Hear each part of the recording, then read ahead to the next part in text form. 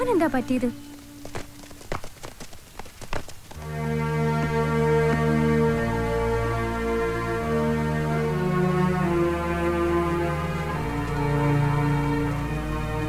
Sir, ജോ ഇതുവരെ വന്നില്ലല്ലോ. കുറച്ച് ദിവസങ്ങളായിട്ട് ഞാനും അവനെ ശ്രദ്ധിക്കുന്നു. എന്താണെന്ന് എനിക്കും മനസ്സിലാവുന്നില്ല.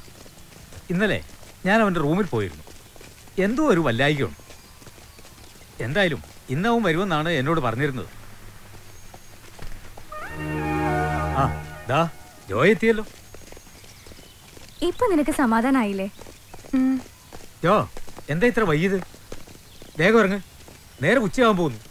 ഈ ഉഴപ്പം കൊണ്ട് കിടന്നാലേ ട്രാക്കിൽ എവിടെ എത്താൻ പറ്റില്ല. ആണുങ്ങൾ കപ്പം കൊണ്ടുപോകും. ദാ ഗൗതമനെ നോക്ക്, അതാണ് ഡിസിപ്ലിൻഡ് ആയ അത്ലറ്റിന്റെ ലക്ഷണം. മനസ്സിലായോ? വേറെ റെഡിയാവുന്നു. ശരി സാർ.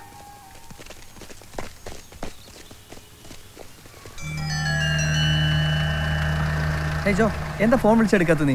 എപ്പോൾ വിളിച്ചു? ഇന്നലെയും വിളിച്ചു, മിഞ്ഞാന്നും വിളിച്ചു. ആ, ഞാൻ അറിഞ്ഞില്ല. നീ വേഗം പാവപ്പായി വാ, നമുക്കൊന്ന് ഓടണം.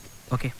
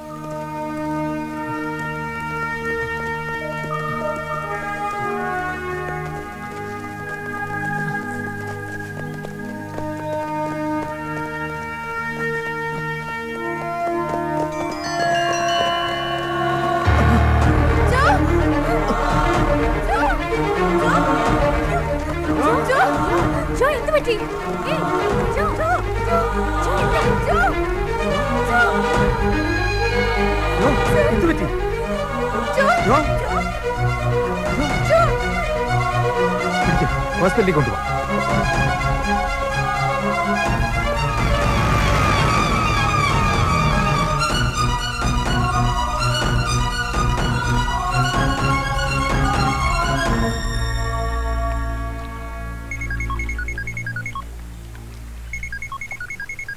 ആ ഗൗതം ഭായ്, ജോ. ആ എന്താ, അവൻ ചത്തോ? അല്ല, പിന്നെ ഗ്രൗണ്ടിൽ ഓടിക്കൊണ്ടിരിക്കുമ്പോ പെട്ടെന്ന് അവൻ കുഴഞ്ഞു വീണു. നന്നായി. ഇനി അവൻ നീണ്ട മയക്കത്തിലേക്ക് വഴുതി വീഴും. പിന്നെ മെല്ലെ മെല്ലെ. ഗൗതം, നിന്റെ ട്രാക്കിൽ നിന്ന് നീ മാത്രമേ ഉള്ളൂ. Go head.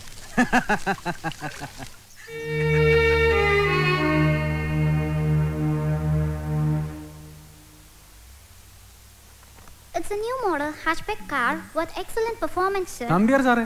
ഹലോ മുകുന്ദൻ. ഇതെന്നാ സർപ്രൈസാ? ഇതെപ്പോ കയറുന്നത്? ഞാൻ കണ്ടില്ലല്ലോ. എപ്പോ വന്ന് സ്റ്റേഷനിൽ നിന്ന്? ഞാനിവിടെ തന്നെ ഉണ്ട്, 6 മാസമായിട്ട് ഇവിടെ. ഒരു മിനിറ്റ്. ഹലോ ജോ. സർ, ഞാൻ ഐശ്വര്യ, ജോയുടെ ഫ്രണ്ടാണ്. ആ ആ ആ ഐശ്വര്യ, പറ. സർ, ജോയ്ക്ക് സുഖമില്ലാണ്ട് ഹോസ്പിറ്റലിൽ അഡ്മിറ്റ് ചെയ്തിരിക്കുകയാണ്. ഹോസ്പിറ്റൽ? എന്നാ പറ്റി? എന്താണെന്നറിയില്ല.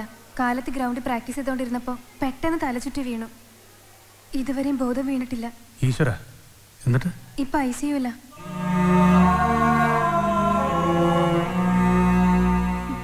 ഐശ്വര്യ, ഹലോ ഐശ്വര്യ.